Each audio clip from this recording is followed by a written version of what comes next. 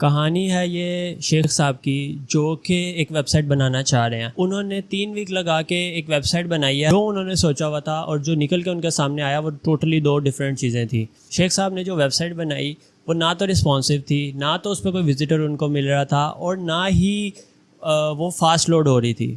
ان کو لگا کہ مسئلہ جو ہے وہ ورڈپریس کے ساتھ ہے. کیا واقعی مسئلہ ورڈپریس کے ساتھ ہے؟ آئیے سمجھنے کی کوشش کرتے ہیں.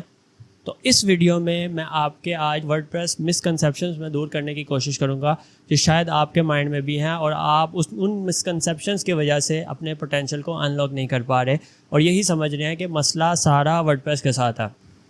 آپ کے اور میری طرح شیخ صاحب بھی چاہتے تھے کہ وہ اپنی ویب سائٹ جلد سے جلد لائیو کریں, تو انہوں نے اس کو گوگل کیا, اور جب انہوں نے گوگل کیا تو ان کو پتہ چلا کہ ورڈپریس بھی کوئی چیز ہے. تو انہوں نے ورڈپریس کو چوز کیا, لیکن انہوں نے ساتھ ایک چیز پڑھی کہ WordPress is just for blogs. جب انہوں نے یہ ریڈ کیا شیخ صاحب نے کہ WordPress is just for blogs, ان کا تو دل ہی ٹوٹ گیا. اب آئیے اس مسکنسیپشن کو یا اس متھ کو توڑتے ہیں کہ کیا WordPress is just for blogs? نہیں بھائی, مارکیٹ میں دیکھیں آپ کو بڑی بڑی e commerce websites WordPress پہ ملیں گی, وو کامرس پہ ملیں گی. آپ ایلیمنٹر کی ایگزامپل لے لیں, جسٹ ڈریگ اینڈ ڈراپ کی مدد سے آپ ایک بڑی خوبصورت سی ایک ششکوں والی ویب سائٹ بنا سکتے ہیں. تو وہ ورڈپریس کا ہی پلگ ان ہے, ورڈپریس کے اوپر ہی وہ پلگ ان بنایا گیا ہے.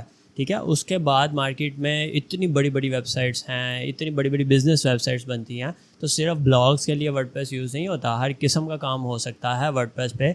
مسئلہ ہے آپ کے اسکلز. تو اگر آپ نے ورڈپریس یوز کرنا ہے تو آپ کو اس کو اچھی طرح سے سمجھنا پڑے گا.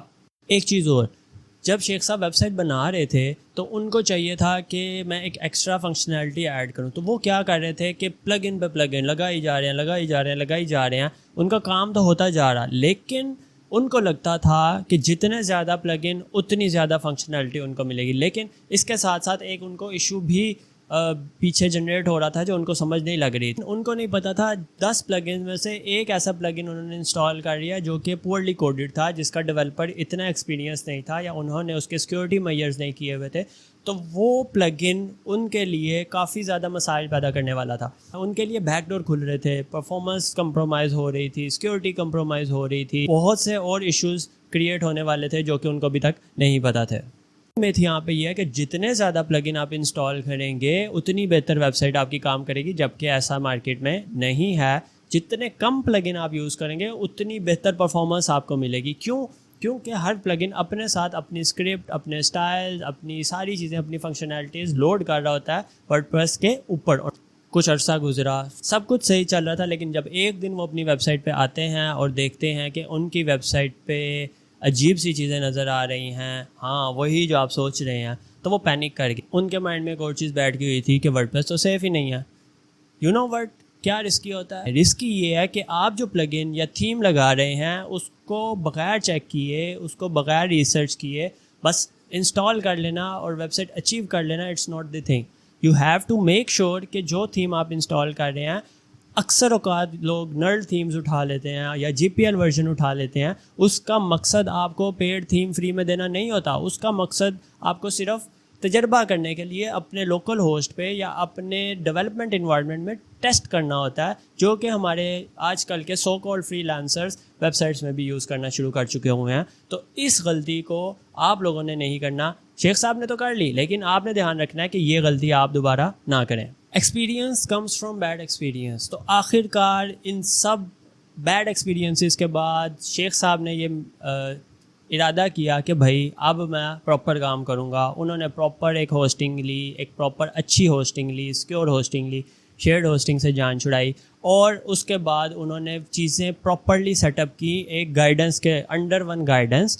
انہوں نے پراپرلی چیزوں کو انسٹال کیا, تھیم وائزلی چوز کی, پلگ انس کم سے کم لگائے اور سوچ سمجھ کے لگائے, اور سب کچھ ٹھیک ہونا شروع ہو گیا. جب سب کچھ ٹھیک ہونا شروع ہو گیا تو ان کی ویب سائٹ فاسٹ بھی تھی, پروفیشنل بھی تھی, سیکیور بھی تھی, رسپانسو بھی تھی, ڈیزائن ایلیمنٹس بھی اچھے لگ رہے تھے. تو ہر چیز ایک ٹریک پہ آنا شروع ہو چکی ہوئی تھی. تو دیکھا آپ نے کہ شیخ صاحب اکیلے نہیں ہیں, ان کی طرح کے بہت سے ایسے لوگ ہیں جو روزانہ کی بیس پہ اس طرح کی سنی سنائی باتوں پر عمل کرنا شروع کر دیتے ہیں اور یہ سوچ کے بیٹھ جاتے ہیں کہ ورڈ پریس تو جسٹ ڈریگ اینڈ ڈراپ ہے, ورڈ پریس تو انسیکیور ہے, ورڈ پریس تو بڑے پروجیکٹس کے لیے بنا ہی نہیں ہوا. اب آپ کبھی بھی اس قسم کی کوئی بھی بات سنیں تو اس پہ آنکھیں بند کر کے یقین نہیں کرنا. پہلے اپنی ریسرچ آپ لوگوں نے مکمل کرنی ہے اور اس کے بعد اس کو ڈھونڈنا ہے اور پھر کوئی ڈیسیجن بنانا ہے اور پھر کوئی اپنے مائنڈ میں چیز بٹھانی ہے. تو اگر آپ لوگوں کو اس ویڈیو میں کچھ سمجھ لگی ہے اور آپ لوگوں کے کنسیپٹ کچھ کلیئر ہوئے ہیں اور میں آپ کی مسکنسیپشنز دور کرنے میں کامیاب ہوا ہوں, تو میک شیور کر لینا کہ مجھے کمنٹ میں بتا دیں کہ بھائی آپ کو کچھ نہ کچھ اس سے فائدہ ہوا ہے. سو ابھی تک کے لیے اتنا ہی, ملتے ہیں اگلی ویڈیو میں, تب تک کے لیے اللہ حافظ.